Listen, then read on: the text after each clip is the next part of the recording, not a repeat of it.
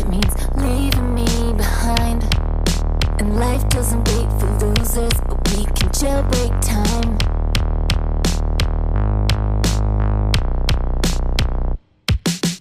I am the sculptor, you are the prophet. Love is on its way now, only you can stop it. Yeah, love is on its way now, only you can stop it.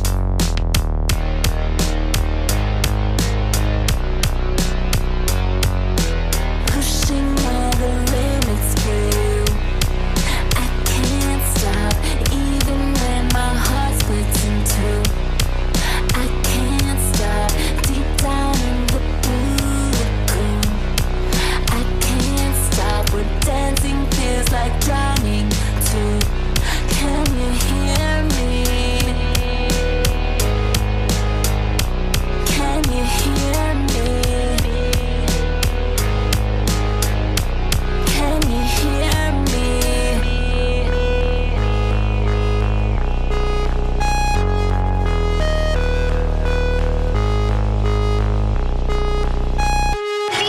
Got the perfect body, say it, have what you want. I'd use my tears to wash the flowers, plant a garden for you to haunt. Now there are new cracks in the pavement, there are lyrics for this song.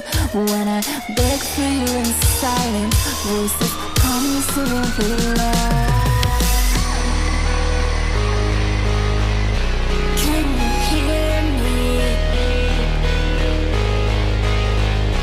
Can you hear me? When someone finally understands, when someone finally understands, when someone finally understands. Pushing all the limits through, I can't stop, even when my heart splits in two. I can't stop, deep down in the blue lagoon. I can't stop, what dancing feels like drowning too. Can you hear me? Can you hear me? Can you hear me?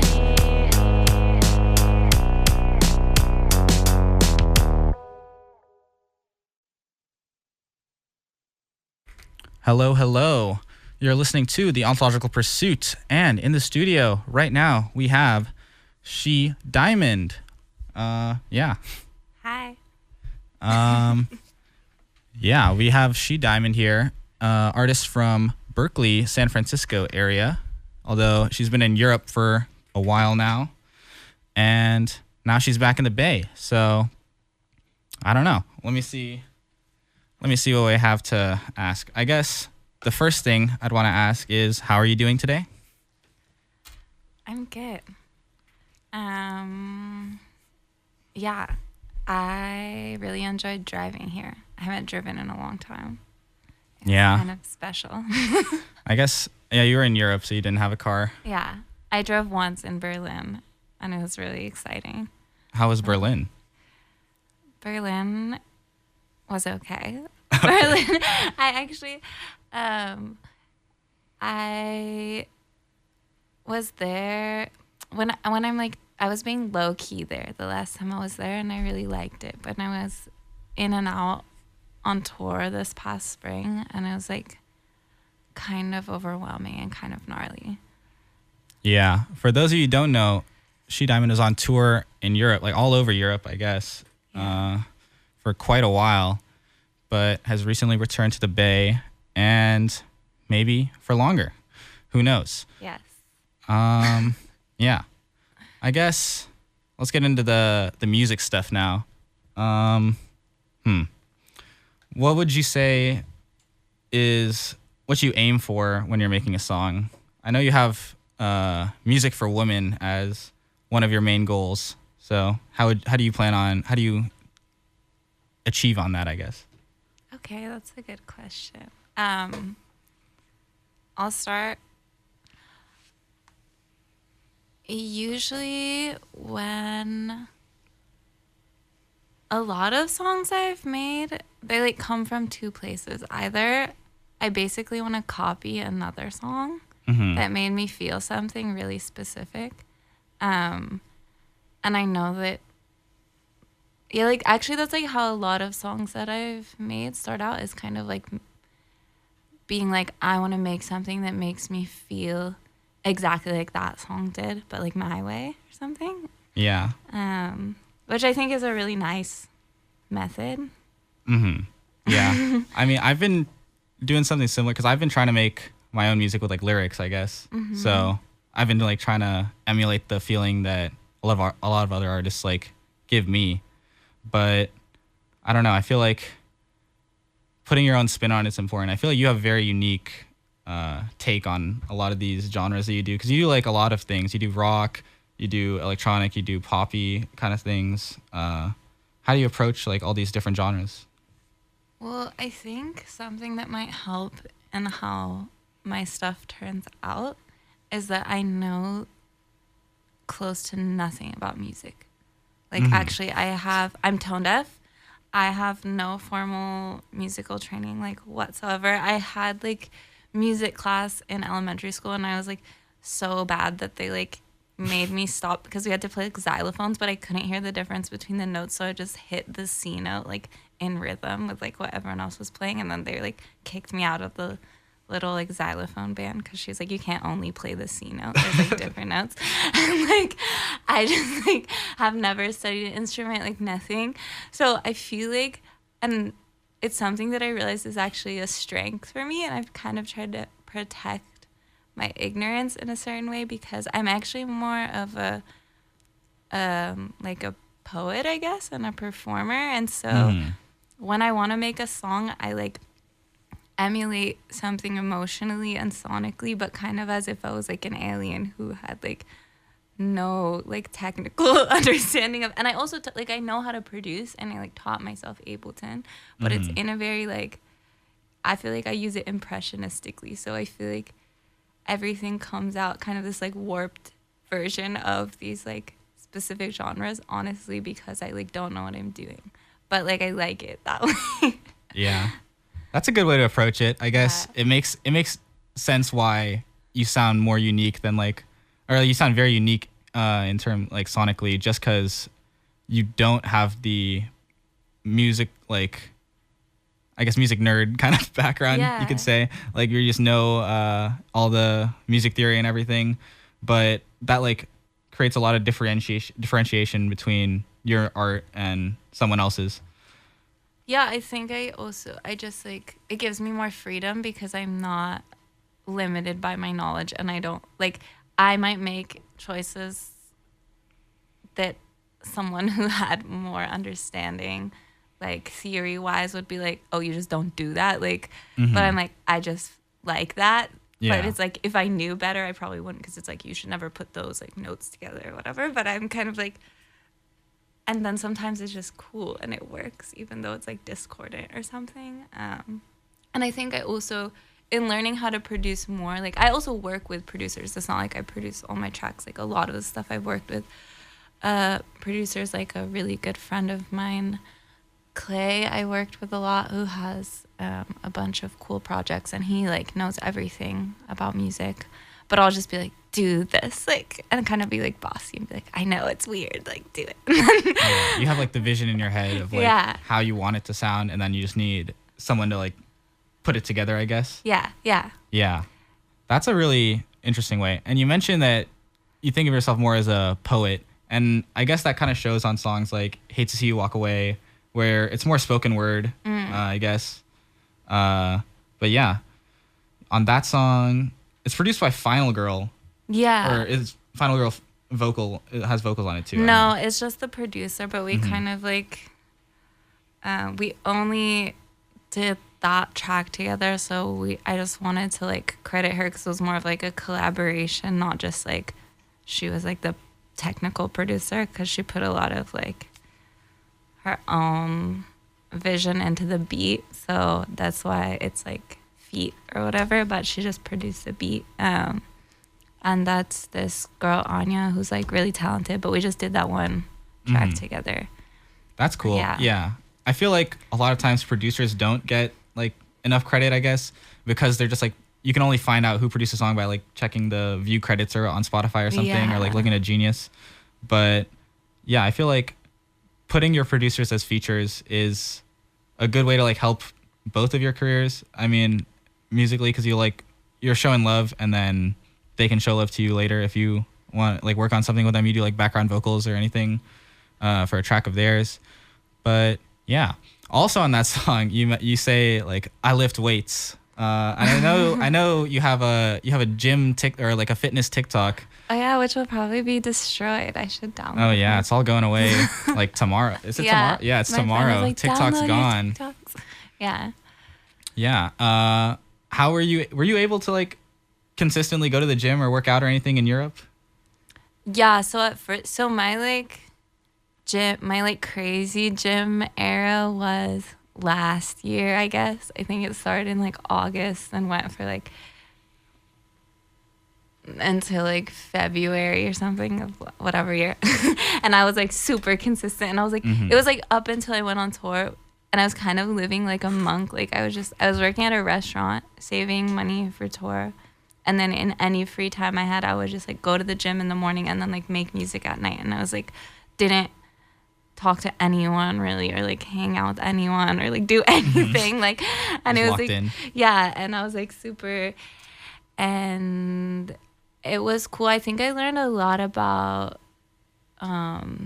fitness and like discipline in terms of like, I think that was like my first time getting into the gym like that, and I went way too hard actually in retrospect. So I think like, and then tour kind of like destroyed my discipline. Like I was trying to keep it up at first, and I would like get a guest pass at a gym in every city that we were in, and I was like, I'm gonna like, and then I was like, okay, I have to make a choice. This is so exhausting. We're like traveling every 2 days. I'm either gonna just like let this rigidity go and just be like crazy and go with the flow. Because I was like, I'm actually so anal and so OCD and like organized, like, and I really couldn't let go control of my like monastic lifestyle on tour. And then I was like, okay, I'm touring with like Evanora Unlimited. He's super chaotic. I have to lean into his vibe, or else I'm just gonna exhaust myself. So then I stopped going to the gym. Now that she's back in the Bay, are you gonna continue working out? Yeah, so I'm kind of slowly re-entering my era of discipline. But with nuance, because I'm not gonna go. I think a lot of like getting into the gym is learning about mastering your ego. Because I was like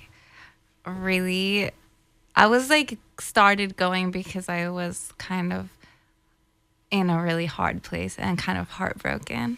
And it was my like way of dealing with it. But then I like was like getting really competitive in the gym and wanted to like excel really fast, and was like lifting stuff that was like way heavier than I should with my experience. But I like think that it was like way more ego than I thought was happening in there, and it's not actually that like good for you, or doesn't build that much deep strength.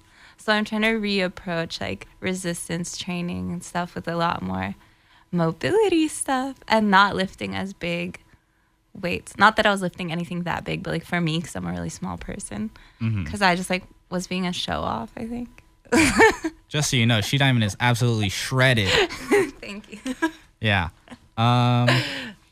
Yeah, I don't know. I guess it's always good to take care of your safety and like not get injured when you're in the gym. You just make a fool. It just like it bites you in the end. Like, because I feel like I would like see like a dude next to me and like have a complex where I'd want him to know that I could lift the same thing he was lifting, even though I would like actually like hurt myself, but I would like do it anyway. Yeah, it's like if I'm like so and so, and this guy's like 100 pounds bigger than me, and he's like lifting double what I'm lifting. I feel like I shouldn't be like trying to compare myself to him, because it's just like he's obviously been doing it for a lot longer than me, or something like that, or he's just like much stronger physically in general. So I don't know. Comparison is like usually a downfall. Definitely. Yeah. It can be very dangerous. It can kill you. It can. It really can. If you're lifting too hard in the gym, you never know. Yeah. let's say, I'm just gonna take a guess here. Do you, not music related at all, but do you watch any combat sports or anything? Not a ton of stuff, but I actually just binged with my boyfriend, and I like binge watched a bunch of bare knuckle fights and got really into it because we were watching like, I can't pronounce his last name, but the Khabib Nurmagomedov. Thank you. Yeah, like a bunch of his fights because he's so amazing. And the fight against against Conor McGregor where he like owns him and gets like his glory back because he was like insulting him. Yeah. And that was like super inspiring. And then we ended up on bare knuckle fights, and that was kind of crazy. I mean, that's the pipeline, yeah.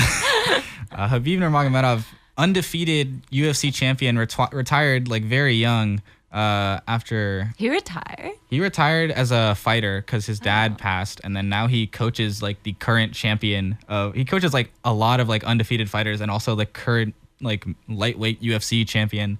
And he's like, I don't know, he's a crazy guy. That's also ego mastery because he could definitely keep fighting, but I feel like he understood it was time to step back. That's why I respect. I think he has really good like ethos around his fighting. Recently, I believe he was kicked off a plane because he was like sitting in the emergency aisle, and apparently like the flight attendant said they weren't comfortable with him being in the emergency aisle.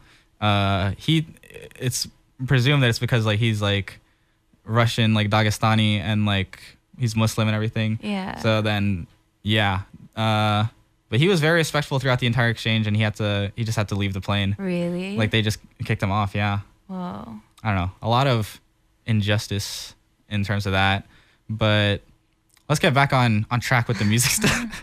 I was just mentioning that because I knew you're Russian, right? No. Wait, I'm not. Where are you from?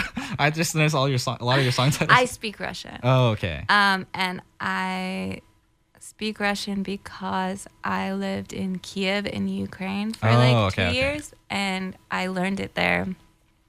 Because at the time, it was like before the war broke out and everyone spoke Russian more there. Now everyone kind of as like a political choice has switched to Ukrainian. Yeah. But that's kind of what I learned from being immersed there. Yeah. So that's why. I know Evanora Unlimited shot a music video in Kiev, right? I shot that video. Oh, that's actually it was his song, Nothing. Oh no, his new video. Yeah. Or the Limestone video. I was thinking of Nothing Else. I didn't watch the Limestone video. Okay, that was also shot in Kiev. Okay, I shot that one for our song. And then he has a new one that his friends shot there, I think. Or maybe he has two. Yeah. Mm-hmm. Yeah. Yeah. I know this new, you weren't shooting the new one. But No. It was like during like the like bombings and everything, right? Okay, yeah. He went after our tour like this past spring. And I think he shot another video there. Yeah. Did you end up going to Ukraine at all during your tour? No, I didn't. I actually couldn't go. It conflicted. I had to visit my grandma at the time that he went. Yeah. But I would have liked to go and do a show there again. It was kind of a real, I was very conflicted about what I should have done. But I figured family first. Yeah, that's what I was going to say. You got to, if your grandma's there, you got to go. Yeah. Yeah. But... Did you teach Evanora Russian? No, when we met, no, that's not true. Let me remember how everything went. No, yes, I think when we first met, I had already been living there, and I came back, and then we kind of became really close friends, and then I encouraged him to go there, and but part of the reason we connected was because like a mutual friend was like, oh, he is obsessed with Russian language and wants to learn and has this like cultural obsession, like you guys should connect. Oh, okay. And then he kind of was like excited to meet me like because of this, I think. And then he started he's like crazy on Duolingo, and we'll go on like Duolingo sprees where I see him like doing it at like lightning speed. So he taught himself a lot, but I think since he got interested in that part of the world later, he was learning and has been learning more Ukrainian because of the like politics around that. So he actually has better Ukrainian than I do, I think. Yeah. We're approaching the top of the hour. Would you like to read out the legal for the station, I guess. Yeah. Yeah. Let me get my little note. Wait. Yeah. In post, we'll like put some She Diamond music over this and everything. Yay. Okay, what's up, guys? You're listening to 90.5 FM on KSJS San Jose. Stay tuned. Yeah. 90.5 FM, KSJS San Jose. Yeah.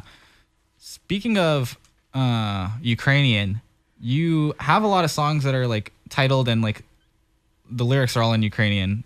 One of which is a rock song, I guess you would call it. Do you plan on maybe eventually dropping like a Ukrainian rock album? I don't have any plans for that, but I think actually Evan Nor and I have kind of talked about making like a more like a punk rock album that would probably have some other languages in it. We really wanted to do that when we were both in Europe, kind of, because we were like, I feel like we could do this in like 3 days. Yeah. If we just like went into the studio and like went crazy. But it's a good idea. If there's a demand, it would be easy because it's just fun and I get to scream. I'm sure there is a demand because in the Bay, there's so many punk rock shows and like so many like new bands coming up like all the time. Like, I don't know. I feel like if you're here and you have the music and everything, I feel like it would hit. It could do numbers. We actually had that the rock song you made on the rotation for Sub Rock, which means like it gets played or is like a required play for all the DJs for like a month. Wait, that's so cool. Yeah. So then your music is aired on the Sub Rock rotation for like an entire month. I requested that one to be added. Oh, thank you. Yeah, and then we had Endless Summer on electronic rotation. Wow. And actually, you were kind of talking about it earlier about like how you don't know much about like the production side of things. And I was thinking Endless Summer is like a very simple beat, but it's really hypnotic, I guess, is the word, like with the synth and everything. Like it's only like I would imagine only like 4 or 5 different tracks on the beat. I don't know exactly, but I don't know. How do you know when to like say that's enough on like making a beat or something? Yeah, that one I wanted to be extremely bare bones, and I worked on that one with my friend Clay. Oh, by the way, he has a project called Zen Model. I should shout them out Shout out Zen Model. And I'll have to check that out. he has another ambient project called Glint. But that's who I worked on that with, and he did like the main production. But I kind of was listening to group 18 Plus a lot. I don't know if you know them. I don't think I've heard of them. And they have a bunch. They're like in making a lot of stuff, I think, in like mid 2000s, kind of this like sort of whatever blog steppy era, which I am super influenced by. And I was just like, I think I wanted to get back to my roots of kind of doing like spoken word / like almost rapping. And but I also wanted it to be super, my ideal, like, it was like the summer, and I was like, I knew I was going to play this festival at the end of summer, and I was just like picturing people really in their feelings and like dancing, and I was also like, I want people to like grind on each other. Yeah. And I want a sexy like song. Yeah, and I want like a heavy downbeat, so I just wanted it to feel like there's a bunch of space in the song, and all there really was like the kick and like and that's like it, and just like lyrics, like, and you're just like hearing the lyrics like so specifically, and then there's just the kick and you're just like in your feelings. So I wanted to keep it like, and I wanted it to feel like something that you would just like find on Tumblr or something and like someone made in their bedroom. Like I didn't want it to feel too overproduced, because I think it gives it that like extra level of emotion of like somebody like poured their heart out on this track like alone in their room or something and like posted it. Yeah, that definitely comes through, because it's like the lyrics are a main focus on that track, I guess. Although the beat is very good too. I mean the synths on that track are crazy. It's like just like a couple patterns, and then it just works very well. It's like you said you didn't want to overproduce. It's like just right, I guess. Yeah. Is the way to describe it. Yeah. I guess I just felt it. And also I really like the screams, the little screams on that track. Those are actually key. Like I'm really proud of that. There's like those and little emphasis points. They're like, ah! I really like that. Yeah. Do you do a lot of ad libs? Actually, I feel like not that much. Mm-hmm. I'll just like I use like an ad lib vocal moment as just like punctuation kind of, but I feel like everything I do is kind of fairly stripped down. Like I'll usually just have like one layer of vocals, sometimes two. Like it's very not a lot going on. Yeah. You just want it to be very clear and like to the point, I guess. Like no drowning out your voice at all. I'm like experimenting with using more complex and like freaky vocal chains and using like the vocals as an instrument more, having it be more like abstracted. But I feel like in the past few years I got really sick of like the scene that I've found myself in of everyone hiding behind their vocal chains and just doing this like whatever, like mysterious, like super delayed, like fairy vocals or whatever, where you don't actually know what they're saying. And which is cool too, and it's like ethereal and like a vibe. But I also feel like I want it to be like really vulnerable, and I'm a writer, so I was like, I just want people to like hear me. Yeah. And hear my words. Yeah. And I think it also feels different and exciting for people to have someone's like I barely put any effects on my voice a lot because it's like I want to like talk to you. Yeah. And I think that feels intimate in a different way, maybe. That also like transfers better for like a live show, I guess, because you don't have to like worry about having your auto tune or anything or effects on your voice. You can just sing it and it'll sound like the song. Yeah. Yeah. Speaking of, you recently, well, I guess it was like during the summer, you played a show in Oakland. It was was that when you and Evanora both came back from Europe after the tour? Yeah. Wait, I played a show in Oakland. Yeah, that's where I met you. I thought it was in San Francisco. Oh, it was in San Francisco. Okay, wait. My bad. It was San Francisco, and then you played Santa Cruz after. Yeah. Yes. Yeah. Okay, yeah. Were you at the Santa Cruz? I was at the San Fran one. I would have gone to the Santa Cruz one. Just got I had a lot of friends who were going. Yeah. But shout out Marco Salazar for doing the T-shirts. Oh yes, thank you, Marco. Those are She Diamonds merch. Yeah. Yeah, So Marco good. Salazar, friend of mine. He does a lot of concert photos and stuff also, but he also screen prints on T-shirts and everything. Yeah, very cool designs on those. You can check them out. Where should people check them out? I don't know, actually. I have no merch right now. Okay. But sometimes I post that I have merch. But I'm trying to, I'll like make a website that's more organized soon, hopefully. For now, check them out on Just DM me. your on She Diamond's Instagram. Yeah, and it's in my pinned story somewhere, probably. Yeah, somewhere. I'll tag her in my post at the end of this probably, but yeah, or I will. But yeah, I guess at that show, I don't know, how was it coming back from Europe and like having so many people there just to see like you and like everyone performing, and it was just like it was a really packed show. Yeah, it was an amazing show. It was so fun, and it was really special for me because my entire family came and they've never seen me perform my music before, and they basically, I think, kind of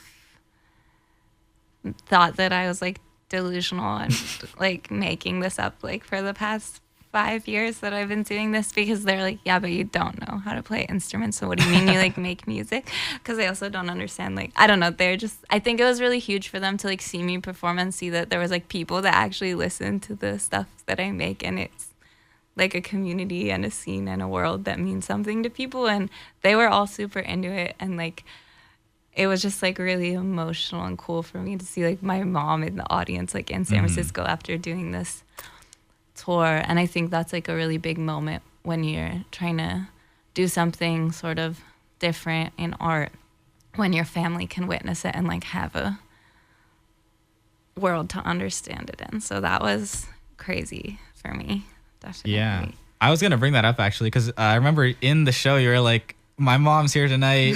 Can you guys let her know that I'm successful? And then everyone cheered. So yeah, I think it helped. so now you're successful in your mother's eyes. Thanks to I hope the I'm Bay getting Area closer. scene. I think. Yeah. Yeah. Shout out to your mom. Yeah, shout out to my Shout out to everyone who came to the show. That was a really crazy show. Everyone like rushed the stage at some point. Yeah. I think I was on stage. It was so lit, and it was so Bay Area too. It was like Yeah. the perfect. That was like a very joyous event. That was really, really good.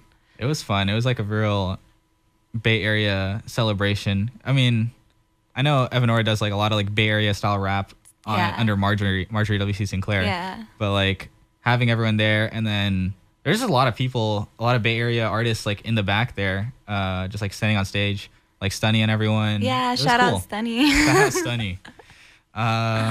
Yeah. Do you have any shows lined up for the Bay Area? No, not at the moment. But No? I kind of like secretly arrived here, I guess. I'm announcing my arrival on Okay. air. For those of you who don't know, she's here.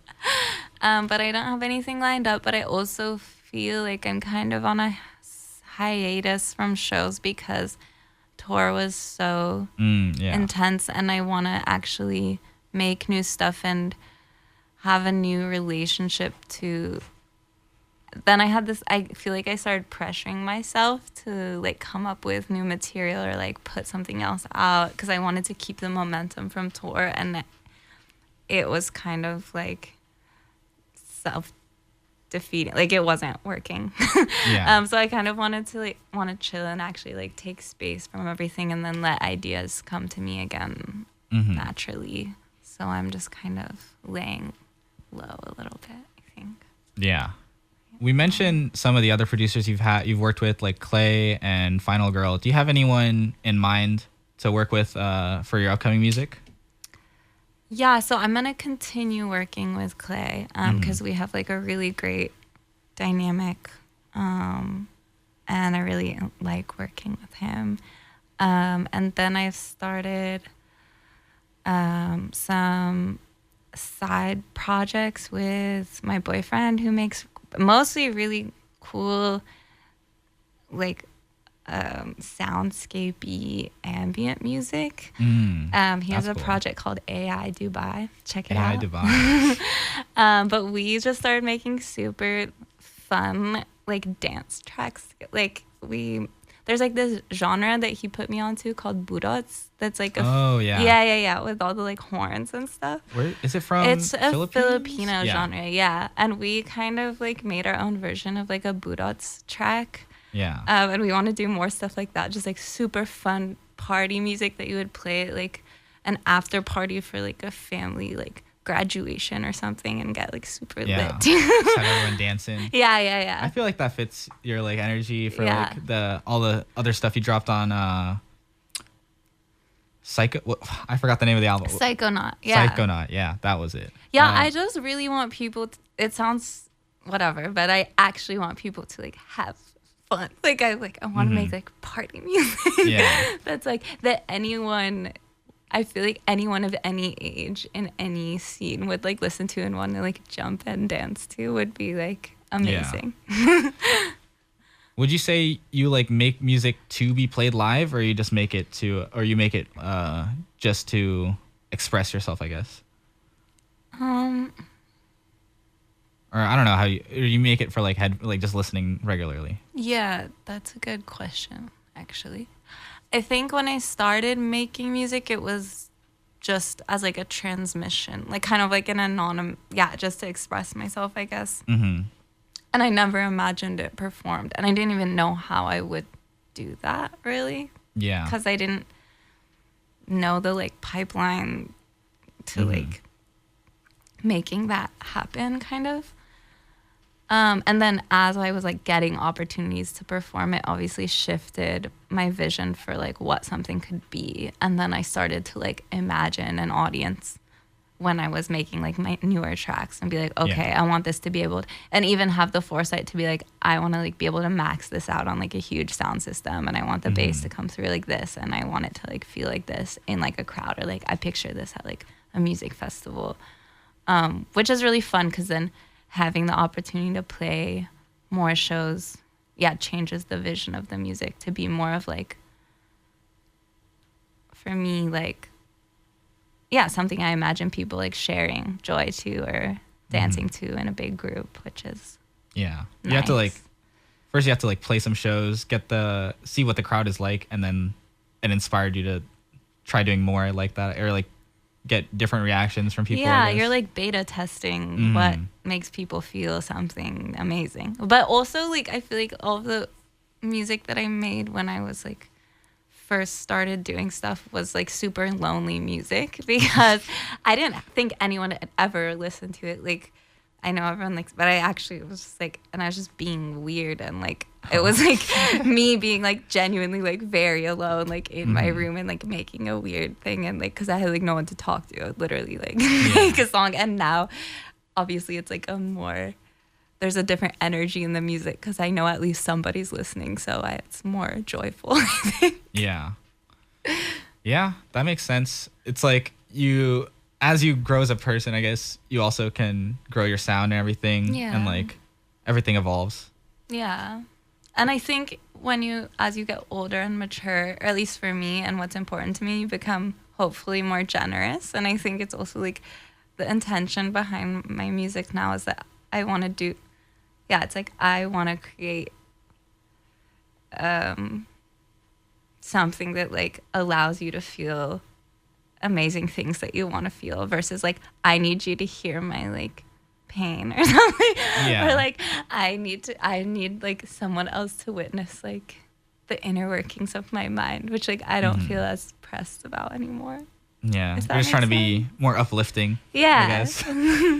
Yeah, I don't know. I feel like there's a place for sad music. Like definitely. I feel like there's always like it's good to like have that expression, I guess, if like that's your way of I don't know, dealing with it. 100%. I wasn't saying only like happy music. I guess I just mean like the music that I feel like I started out originally was extremely like kind of internal, which is cool also, but it's just like I also can now have an audience in mind and be like, what do I want to share with you that will like give you something versus what do I need to get off my chest like for myself or something. It's just like different kinds of intention behind the music. Yeah, I feel like for me music is all about like intention. Like you can be like a song that's not necessarily great, but like if the artist wanted it that way, then I feel like artist intention is like the most important thing when it comes to music, I guess. Like you don't have to like I make music sometimes like I'm not trying to make like I'm not always trying to like make like a masterpiece or anything. I'm just trying to make something that's like fun or like I like. But yeah, it's just like conveying your intention. Definitely. And I think you also asked me about my like music for woman tagline or whatever. Yeah. And I think that I also like, I feel like I have in some weird ways sometimes is kind of like maternal instinct in my music, or I feel like there's a lot of girls that are like younger than me that really identify with it and feel like seen by it, and I want to make them feel like I'm like thinking of them or like putting something out for them and like almost like create this character that's like watching over people in some way, and I want to lean more into that because it's a nice feeling, I guess. Yeah. Do you have any other artists that you would consider like make music for women, I guess? Yeah, I think so. I mean, a lot of friends, I guess, that I've met along the way, but then there's like, I mean, there's like these like old school kind of like feminist, like rag girl. Like I was super influenced by Peaches. I was actually talking about her recently. I don't think I've heard of Peaches. Really? She's classic. You should listen to her music. Like I loved Coco Rosie when I was in high school. Like stuff like that. I mean, like my mom used to listen to Erykah Badu all the time, and I feel like she's very sacred, feminine. People, and like Madonna, you know, like the classics. The classics. But I feel like they're really important, and I like feel them a lot in my music. Yeah. Okay, we're back with She Diamond. Hey guys. Okay, we're just talking about artists who make music for women, which is her tagline. And we forgot to mention Avril Lavigne. Oh yeah. And Pink. Yeah, Shout out them. I know you mentioned earlier that a lot of times when you're writing songs or like making a song, you want to like, I guess, emulate another artist that you like. Who would you say is your favorite artist? Oh. That's a hard question. I have to think for a second. Or maybe who's like influenced the most of your songs? It's actually completely like it really isn't what I also think I have to say I listen to music kind of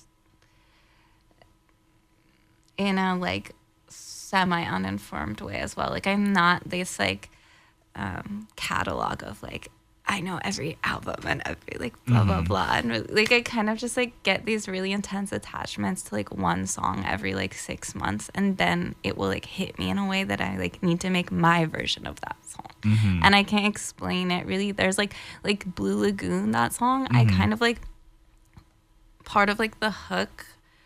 I was really inspired by this song Wishing by this group called Soap. It's like S.O.A.P.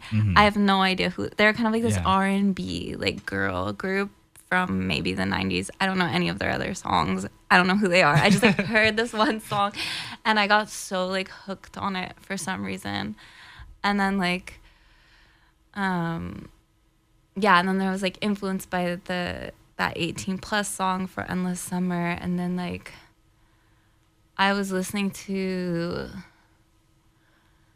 I don't even know, like a bunch of Future, like, and then that inspired like a lot of Rainbow Tears. Actually, was kind of and like that song I Be You, like I was like obsessed with that song. But it's like very kind of random. I don't think there's one artist. Yeah.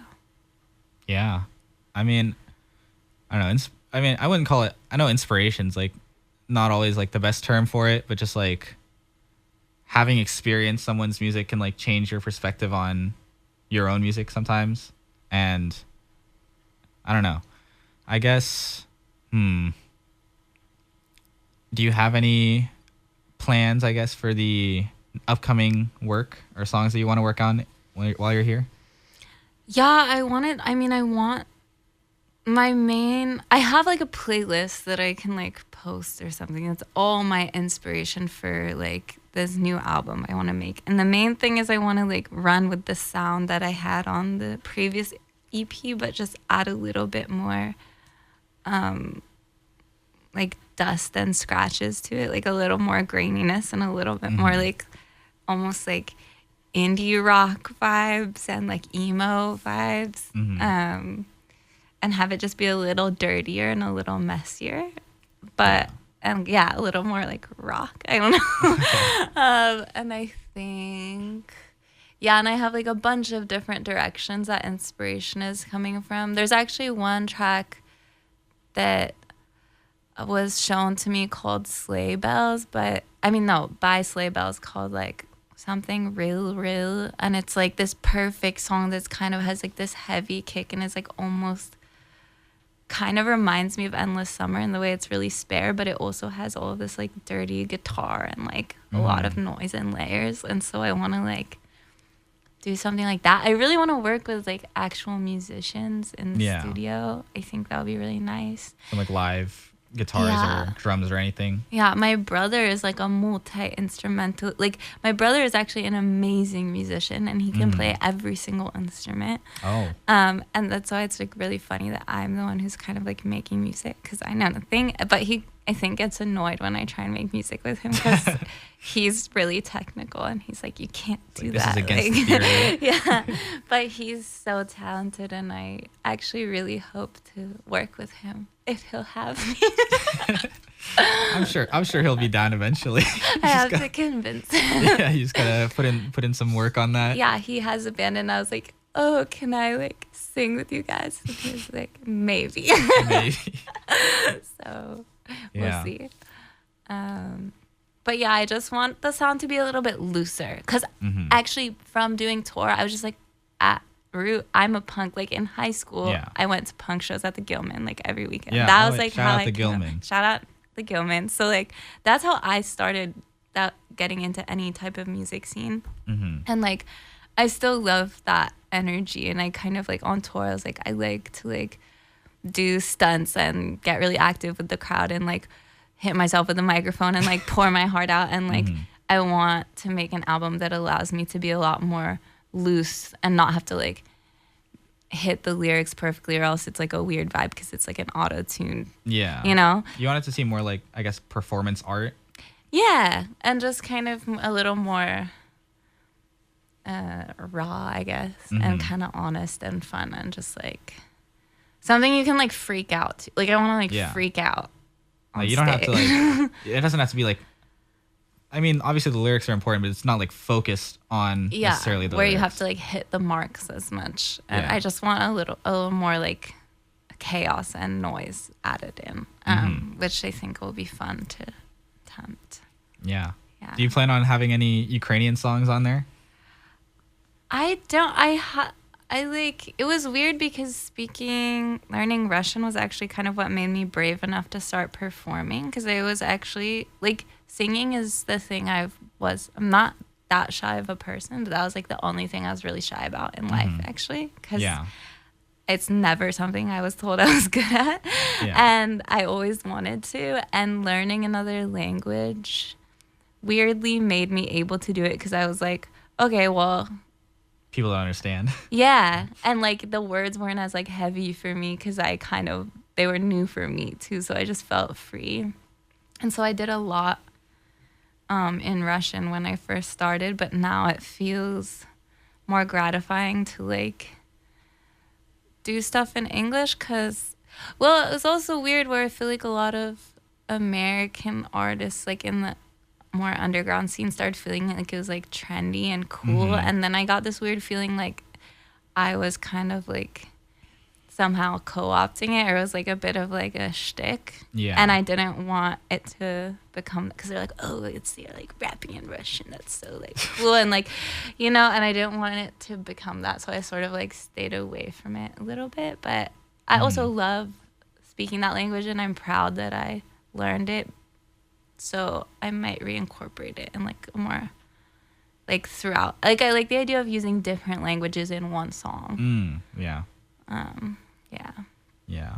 I know. Okay. No shade to Crucial April. I really like his music, but he does have the song like in Russian. We had it on rotation actually, but none of the words. I mean, that's also like kind of like happy hardcore, like screamo, electronic music kind of, but. Yeah, I guess like I have seen like a lot of Russian titles or like something. Like they aren't even like speaking Russian really. It's just like in the title. Yeah. But I don't know. Which is cool, whatever. Yeah, but I like them. I like the music. I don't care too much, but I don't know. Do you feel like you're better, like you personally are better at expressing yourself in Russian than you would be in English?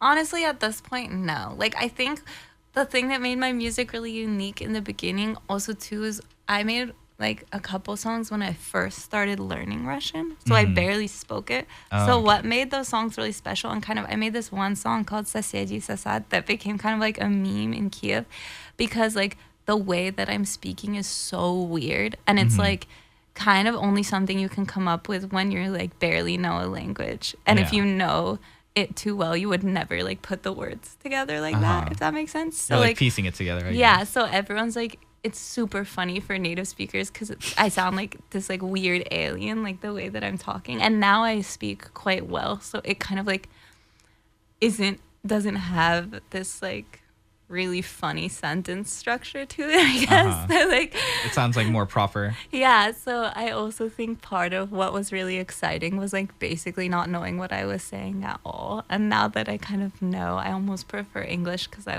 want to just like...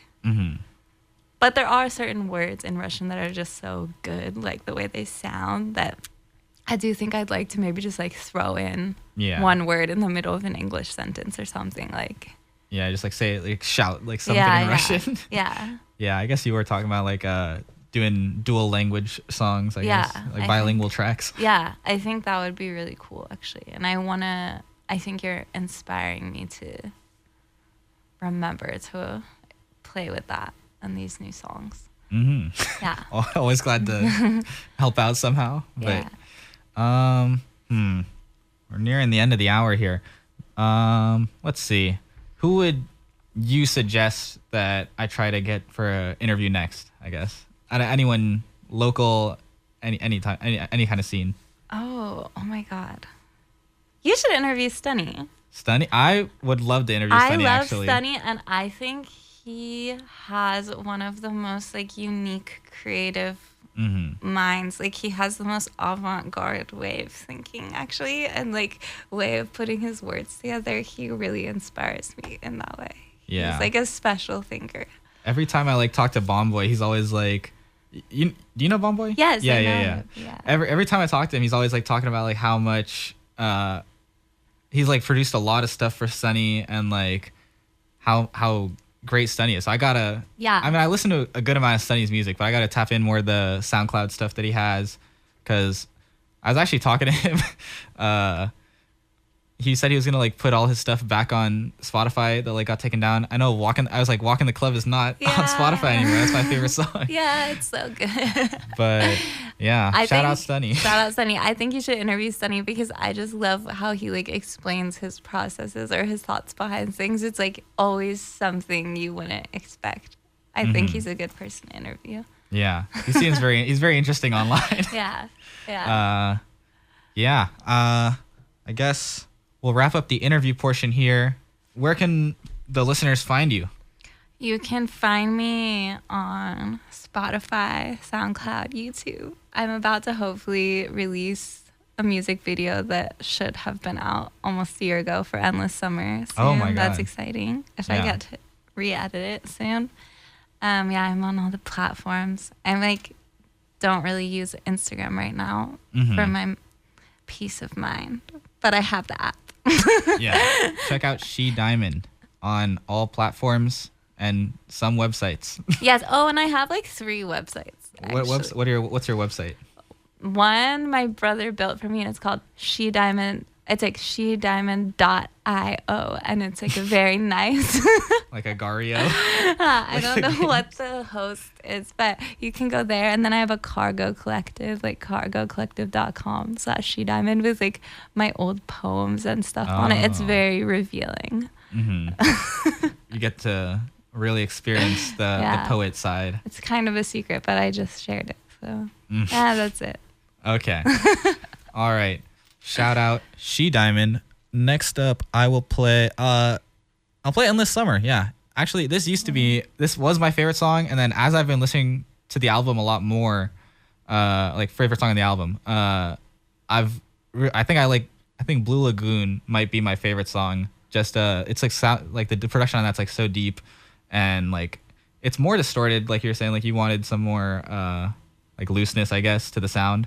Yeah. But this song, I don't know. It sounds very tight. Like everything's on beat and very, very simple, bare bones production, as we were talking about. So yeah, check it out. Thank you, She Diamond. Thank you. Can you feel my dream?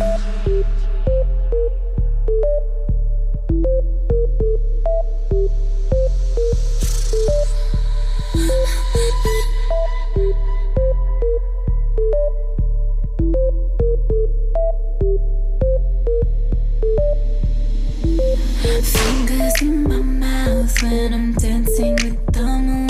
Falling close on my waist, you said the flood is coming soon. You keep your promise, I'll keep mine. You said I have the type of body that can make you lose your mind.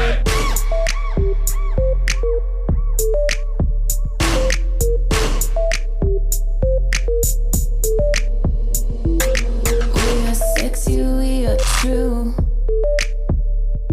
I want an endless summer to dissolve in you.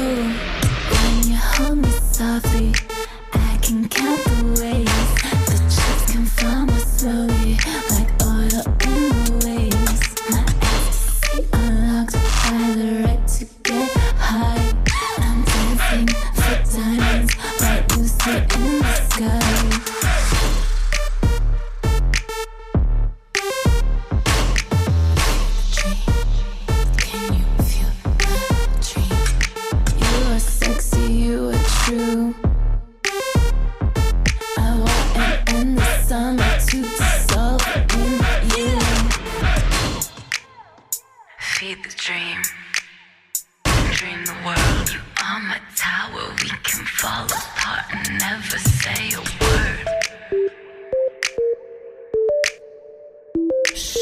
You're on my tower, we can fall apart and never say a word. You're on my tower, we can fall apart and never say a word.